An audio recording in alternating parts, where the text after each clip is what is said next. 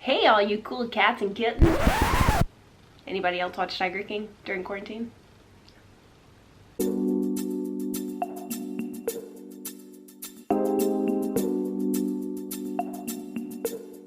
Hey guys, it's Amanda with Lace Cosmetics and I am here today with another episode of You Ask and I Answer, where you ask me on social media all of your burning makeup questions, whether it be tips and tricks or makeup artistry or products or whatever. I'm here to answer them for you.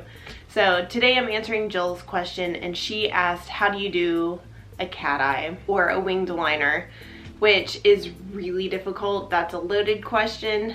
Thanks, Jill. So cat eyes are one of those things you really have to practice and work at to get a good one. It's not easy. It's almost like you have to develop a muscle memory for doing it. I started doing it several years ago. It's my go-to look now. I do it every single day, but I went through a lot of really gnarly cat eyes before I got to a good one. I'm going to try to explain how to do it, and I'm going to show a few products that you can use to do that as well. So I'm going to try to walk you through it. We're going to see how to do this. Let's get into it. So before I put on my winged liner, I need to figure out which product I'm going to use. My personal favorite is the Stila Stay All Day Waterproof Liquid Eyeliner, which this is a fan favorite. Everybody loves this one. It is going to go on really smooth. You're going to get a really crisp line. It's very opaque, very just that rich dark black. It's awesome.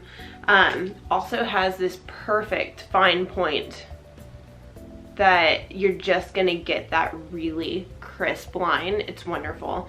It has a felt tip. It's not a brush. So this one, I like the way it applies. It's not, some felt tips are a little soft and they kind of bend.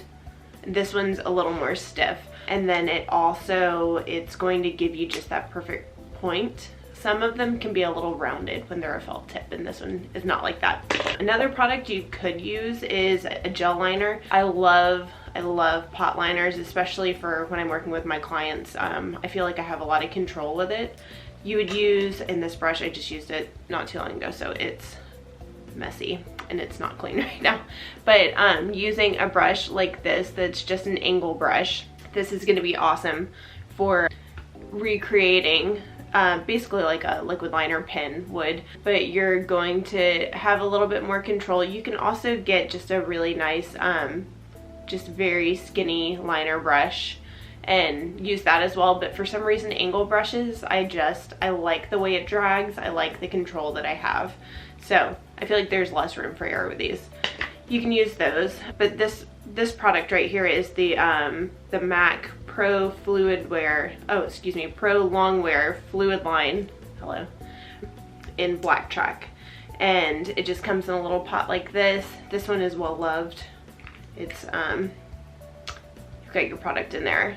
And so you would just put the brush in there, or you can scoop a little out, put it on a palette, and then wipe your brush on it. And I do the brush back and forth so that I get a nice point to it, and then apply it.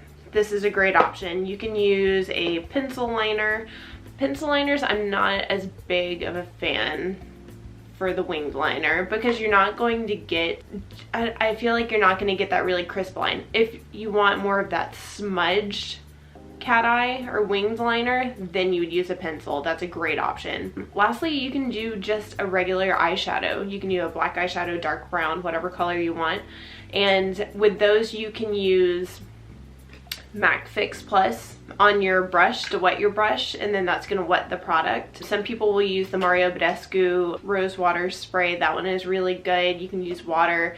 There are waterproofing liquids, or oh, I'm forgetting what they're called. Let me see if I have some liquid set. This one looks terrible. It's like it's been abused. This is the Ben Nye liquid set. You can do something like that to help waterproof your products. But I personally like the liquid eyeliner, so I'm going to show you how I do it on me with the Stila Stay All Day Liquid Liner. Okay, so I've pinned my hair out of the way, and what I like to do is to start right here at the very corner of my eye and kind of think of a line going up towards the tail of your eyebrow, which your eyebrow, if you go from the corner of your nose to the corner of your eye, that is exactly where your eyebrow should end. So think of making a little line right there, just a tiny line, nothing crazy. And so then I kind of swoop in from that line. I like a big, thick cat eye. I'm going to show you a couple ways to do this, by the way. And then kind of pull that line back down, make it nice and straight. Personally, with my cat eye, I think go big or go home. I love it. Not necessarily on the winged part, but like over the lid. I have a lot of real estate on my eyelids, so I like to make it count. So when I get to the inside here, I like to lay the brush kind of flat.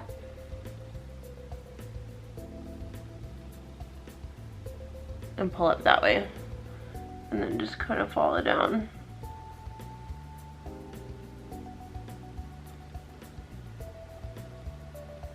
Like that. And this is just like a little, out here it's just like a little flick. It's not a lot. Now you can draw up a little more.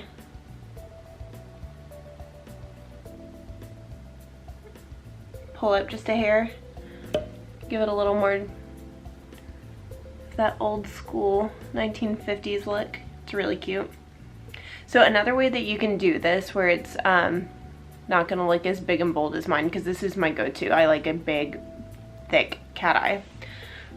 You can actually just start with your liner from the outside going in, and I'll do a skinnier one. So I'm sure most people probably don't want a big, huge cat eye like I have. I'm looking at myself in the monitor right here if it looks like I'm looking above you. So, let's see. So if you start from the outside here and do a regular line. I just opened this eyeliner. It's brand new. My other one ran out, so it is like ready to go. It's given me a lot of color.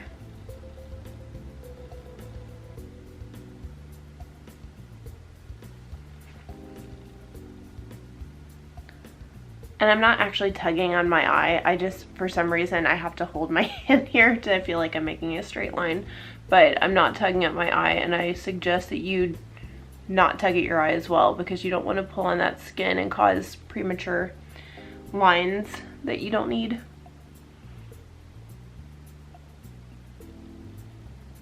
I can't help it. I always end up going into a bigger line. I just love it. Okay, so you can start with a regular line like this, and then you can kind of decide. Now, you don't want to go straight out. That's not going to look natural. What you're essentially trying to do is make it look like your lashes are kind of curving up like this. That's kind of the appeal of a cat eye.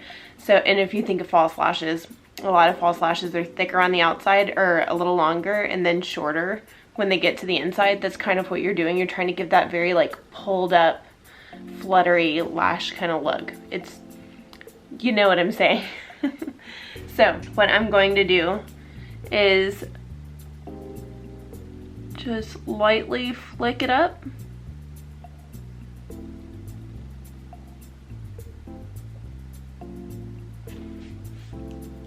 And then connect it.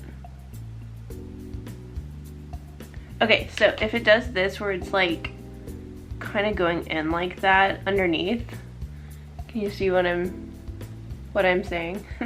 If you want to round it a little bit, all you have to do is pull up like that.